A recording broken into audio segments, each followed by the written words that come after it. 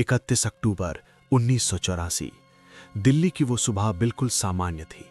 हल्की ठंड, पेड़ों से गिरते पत्ते और एक सफदरजंग रोड का शांत सरकारी आवास। लेकिन ठीक उसी सुबह कुछ मिनटों के भीतर गोलियों की आवाज गूंजने वाली थी और भारत अपने प्रधानमंत्री को खोने वाला था। वो थीं इंदिरा गांधी। ये कहानी सिर्फ एक हत्या की नहीं है। ये कहानी सत्ता, निर्णय, विवाद, साहस, गलतियों और उस त्रासदी की है जिसने भारत को भीतर तक हिला दिया। जन्म एक राजनीतिक घराने में, 19 नवंबर 1917, इलाहाबाद। एक ऐसा घर जहां आजादी की लड़ाई की रणनीतियां बनती थीं। उनके पिता थे जवाहरलाल नेहरू, दादा मोतीलाल नेहरू। इंदिरा का बचपन साधारण नहीं था। घर में अक्सर कांग्रेस के बड़े नेता आते थे, अंग्रेजों के खिलाफ आंदोलन की बातें होती थीं। बचपन में ही उन्होंने वानर सेना नाम का बच्चों का एक समूह बनाया था जो स्वतंत्रता संग्राम में संदेश पहुंचाने का काम करता था। उनकी पढ़ाई भारत, स्विट्जरलैंड और इंग्लैंड में हुई। उन्होंने यूनिवर्सिटी ऑफ ऑक्सफोर्ड में भी अध्ययन किया। लेकिन उनकी असली शिक्षा राजनीति के माहौल में हुई। सत्ता की ओर सफर। 1947 में भारत आजाद हुआ। नेहरू देश के पहले प्रधानमंत्री बने। इंदिरा गांधी धीरे धीरे कांग्रेस में सक्रिय होने लगीं। 1964 में नेहरू के निधन के बाद राजनीतिक समीकरण बदले। 1966 में अचानक हालात ऐसे बने कि उन्हें प्रधानमंत्री बना दिया गया। बहुत से वरिष्ठ नेताओं ने सोचा वो सिर्फ एक समझौता उम्मीदवार हैं, लेकिन समय ने दिखाया कि वो बेहद मजबूत और निर्णायक नेता थीं। 1971 का युद्ध और चरम लोकप्रियता। 1971 पूर्वी पाकिस्तान में संकट गहरा गया। लाखों शरणार्थी भारत आए। इंदिरा गांधी ने कड़ा निर्णय लिया। भारतीय सेना ने हस्तक्षेप किया। 13 दिनों के युद्ध के बाद पाकिस्तान की हार हुई। बांग्लादेश बना। देश में जश्न था। इंदिरा गांधी को दुर्गा कहा गया। उनकी लोकप्रियता चरम पर थी। 1975 आपातकाल। लेकिन सत्ता का दूसरा पहलू भी था। इलाहाबाद हाईकोर्ट ने 1975 में उनके चुनाव को अमान्य घोषित किया। 25 जून 1975 को उन्होंने देश में आपातकाल लागू किया। मीडिया पर सेंसरशिप लगी, विपक्षी नेता गिरफ्तार हुए, लोकतंत्र पर सवाल उठे। ये फैसला आज भी भारतीय राजनीति का सबसे विवादित अध्याय माना जाता है। 1977 में चुनाव हुए, वो हार गईं। लेकिन 1980 में वापसी हुई, वो फिर प्रधानमंत्री बनी। पंजाब संकट। 1980 के दशक की शुरुआत में पंजाब में अलगाववादी आंदोलन तेज हो गया। एक नाम प्रमुखता से सामने आया, जरनैल सिंह भिंद्रावाले। भिंद्रावाले और उनके समर्थक अमृतसर के स्वर्ण मंदिर परिसर में डेरा डाले हुए थे। सरकार के सामने चुनौती थी, धार्मिक स्थल के भीतर छिपे हथियारबंद उग्रवादियों को कैसे हटाया जाए। Operation blue star. जून 1984 भारतीय सेना को स्वर्ण मंदिर परिसर में भेजा गया।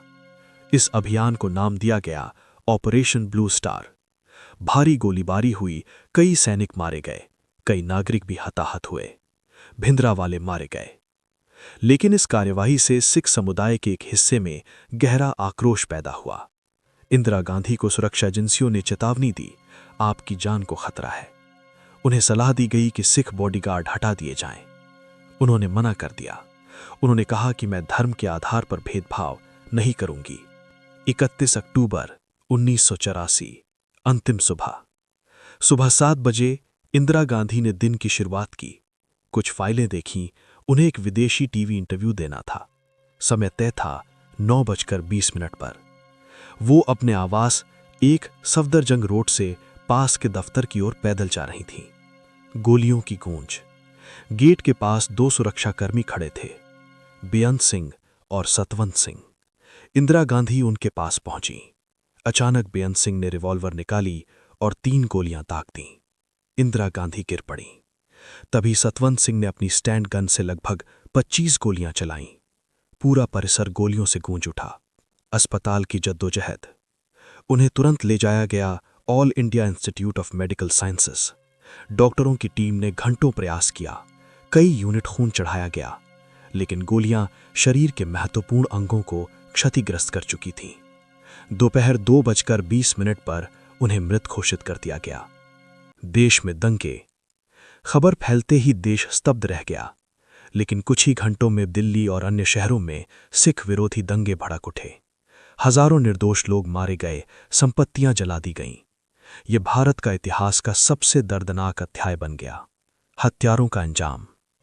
बेअंत सिंह को घटनास्थल पर ही अन्य सुरक्षा कर्मियों ने मार दिया। सतवंत सिंह को गिरफ्तार किया गया। बाद में अदालत ने उसे फांसी की सजा सुनाई। 1992 में उसे फांसी दे दी गई।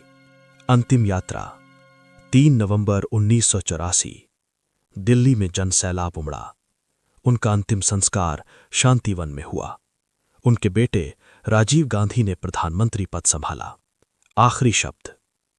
अपनी मृत्यु से एक दिन पहले ओडिशा में उन्होंने कहा था, यदि मैं देश की सेवा करते हुए मर जाऊं तो मुझे गर्व होगा। मेरे खून का हर कतरा इस देश को मजबूत करेगा। 31 अक्टूबर 1984 को यह कथन सच हो गया। विरासत। इंदिरा गांधी एक जटिल व्यक्तित्व थीं। 1971 की विजेता, आपातकाल की विवादित नेता, ऑपरेशन ब्लू स्टार का कठिन निर्णय और अंततः एक राजनीतिक हत्या की शिकार। उनकी मृत्यु ने भारत की राजनीति को हमेशा के लिए बदल दिया। ये सिर्फ एक व्यक्ति की मौत नहीं थी, ये एक युग का अंत था। आज भी 31 अक्टूबर आते ही इतिहास उस सुबह को याद करता है और वो सवाल फिर उठता है, क्या ये टाला जा सकता था? इतिहास जवाब नहीं देता, लेकिन उस सुबह की गोलियों की गूंज अब भी भारत की राजनीतिक स्मृति में सुनाई देती है। जय हिंद।